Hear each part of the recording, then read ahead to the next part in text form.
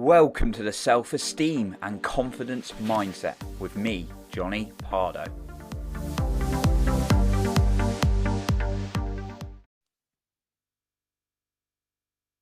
Are you getting held back by imposter syndrome? Well, today I'm going to go through 3 keys to moving through it. Welcome to the Self-Esteem and Confidence Mindset podcast with me, Johnny Pardo, here to coach you through self-doubt to self-confidence to get to where you want to go. So imposter syndrome, I've talked about this before previously, but I'm bringing it up again because it's something that a lot of people come to me with, whether that's a new client or just an individual I'm chatting with. And the thing is, some people think they're alone in experiencing imposter syndrome. Now, what is imposter syndrome if you're not familiar with the term? Imposter syndrome is the feelings of inadequate, I can even say that word, inadequacy. I don't know, some words I struggle. You basically feel like you're not worthy of doing something. And I'm still laughing at me trying to pronounce that word, inadequate. I just couldn't say inadequacy. Anyway, ignore Johnny's little blip on trying to say that word. But we feel inadequate to do something, even though we really want to do it. And actually, we are great at doing it. And therefore, these beliefs come into our head, these false beliefs that we're not good enough to do it.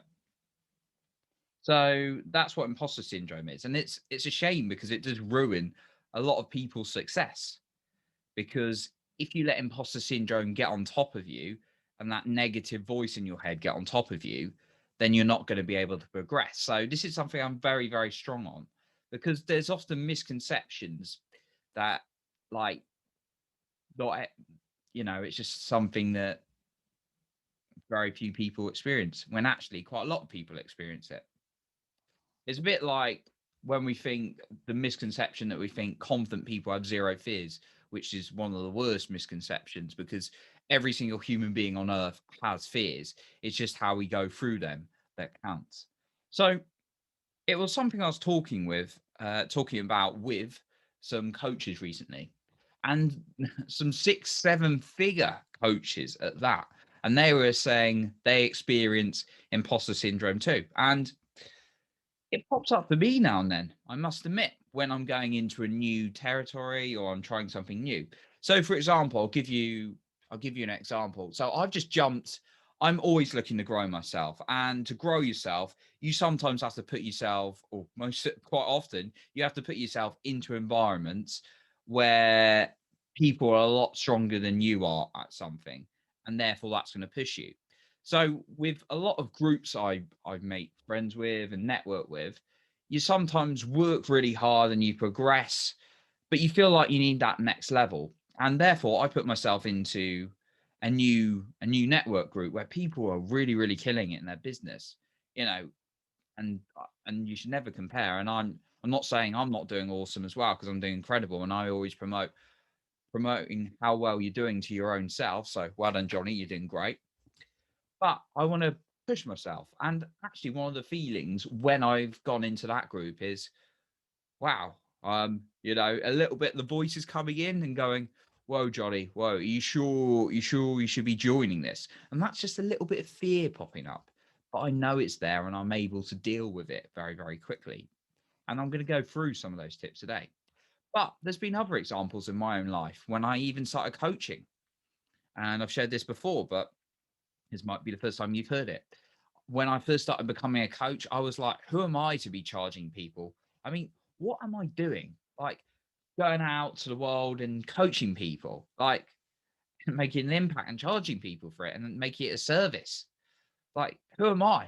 And, a couple of years later, I'm doing awesome off it and making such an impact. And I love helping people.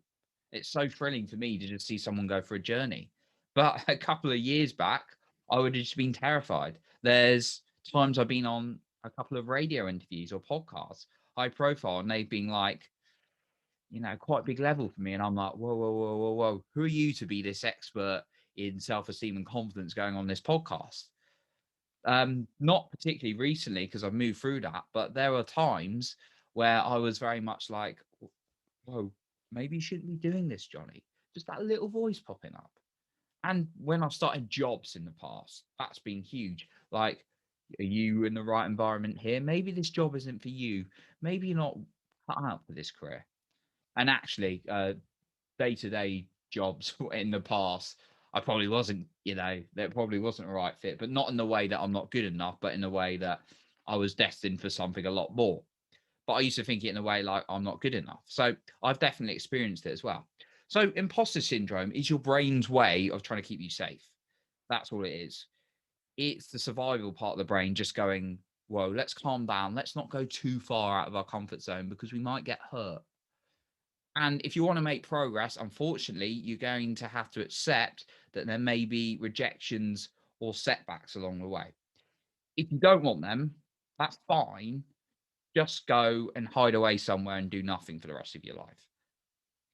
Or if you're perfectly happy where you are and you want to stay static, that's fine. Again, no judgments here at all. But if you are on a growth journey, wanting to grow your business or career, you're going to have to accept that you're going to face, challenging feelings of rejection or failure sometimes.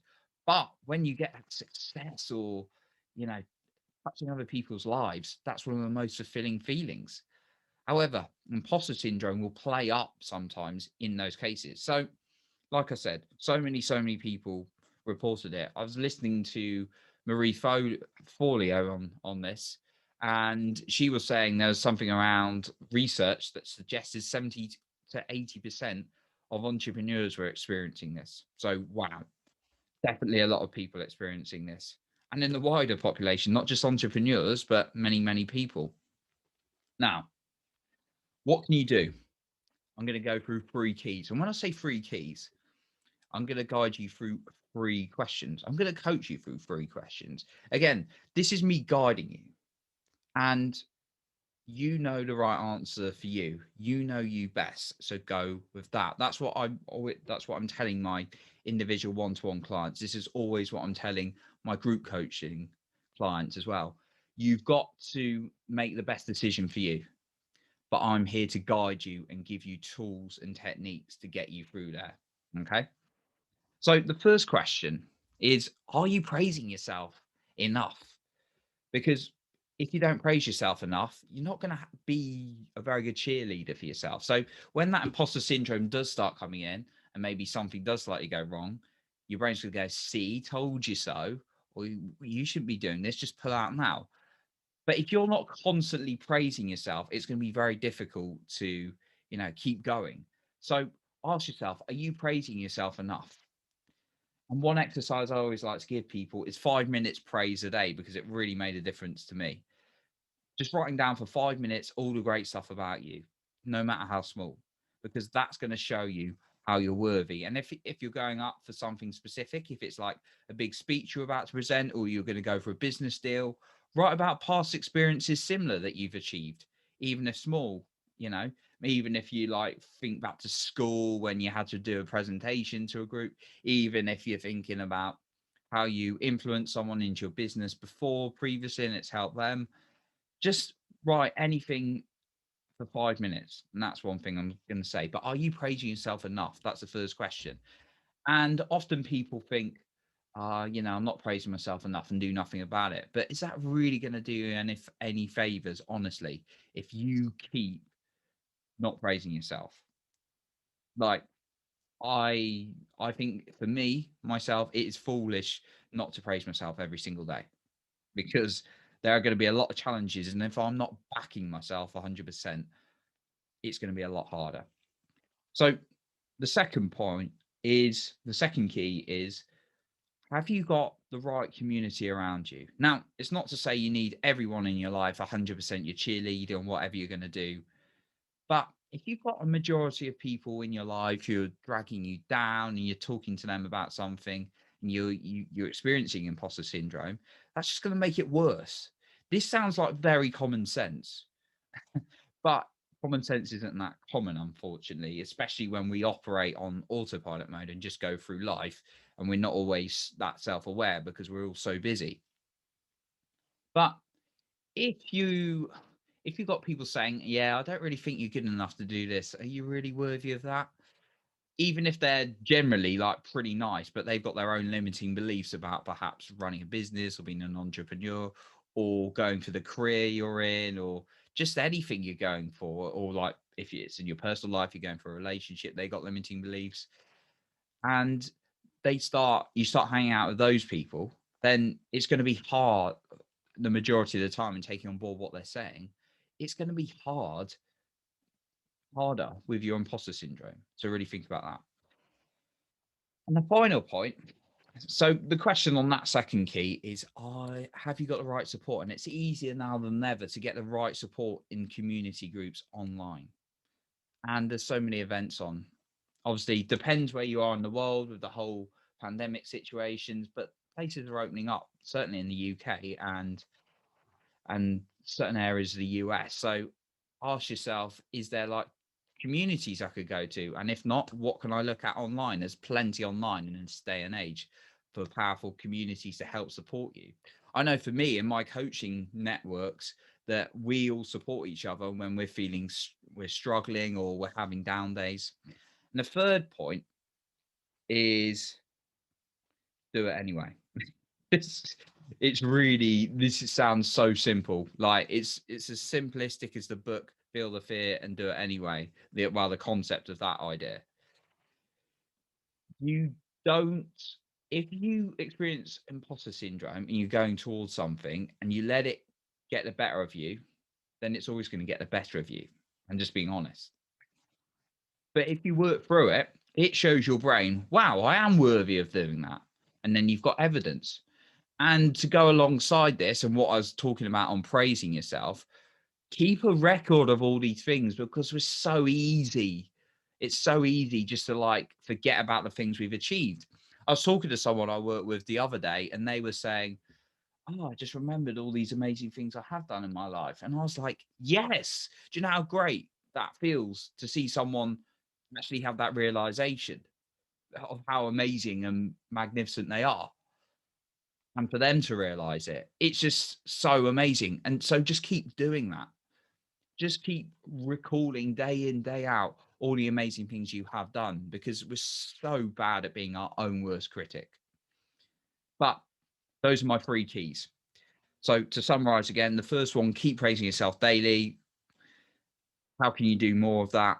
I've given you an exercise, 5 minutes a day, just writing down what's great about you. If you haven't got 5 minutes to write down what's great about you, you haven't got a life. And it's going to impact onto other people as well when you start praising yourself, because you're going to feel good. And therefore, you're going to have that positive knock on to other people, whether that's your spouse, whether that's your children, whether it's your business partners, whether it's your colleagues, whether it's your friends, whoever. The second one, the power of the community. Slightly different to what I was just saying there, but how can you get the right people around you so that you feel good and they're going to support you and push you and encourage you on your own journey? Like I was talking about, I'm pushing myself into a really challenging community where they're going to push me, but I'm going to feel like I'm progressing and therefore I'm going to feel like less of an imposter in that group and therefore I'll keep growing myself. Not like I feel like a massive one now because I do all these things I'm talking about. I don't teach things I don't talk about that I talk about. So I'm praising myself constantly. And then the final point is just doing it anyway. If it's too big a jump, just break it down. Just take action. Because if you give in to that fear voice, that imposter syndrome, then it's just going to stay there. But once you do it, you can show it that you can do it. And remember to keep a record and praise yourself when you've done it. Pat yourself on the back. That is a key point. I was telling someone I also worked with earlier, and she said it's made a massive difference to her in terms of her confidence and believing in herself. It's such a simple thing. Just saying, praise yourself and patting yourself on the back. Keep doing it. If you don't go through imposter syndrome, if you don't manage it, if you don't start thinking about, right, what are the ways I can go through it and become self-aware, it's only going to get worse. You're just going to hold yourself back and think what's going to happen with your life if you keep holding yourself back from imposter syndrome. I'm talking in the sense of to try and get you moving, but you actually need to take the action or else it doesn't change. So like I say, I've been guilty of experiencing, well, not guilty, but I experience imposter syndrome. It's a perfectly natural thing to experience. It's just the brain in the voice in our head. I'm losing my words a bit today. I'm going a bit crazy. It's just the voice in our head. See, that's an example. I'm like, making crazy words and my brain's a bit tired, I think. But I still feel worthy to podcast and share my message because I teach myself to. So, what are you going to do? What are you going to do out of the things? What's one action you can take today in order to combat imposter syndrome? And to make it more realistic, schedule it in your calendar. So, whether it's the 5 minutes praise, whether it's going to find a new community group, whether it's going to be coming out of your comfort zone a little bit and doing a challenge to push through your comfort zone, what are you going to do and when you're going to do it? Those are my actions and questions for you today. So that concludes today's episode today.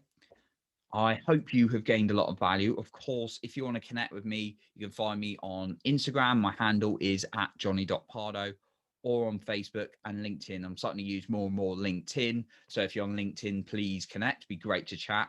My name is just Johnny Pardo on Facebook and LinkedIn. So you should be able to find me.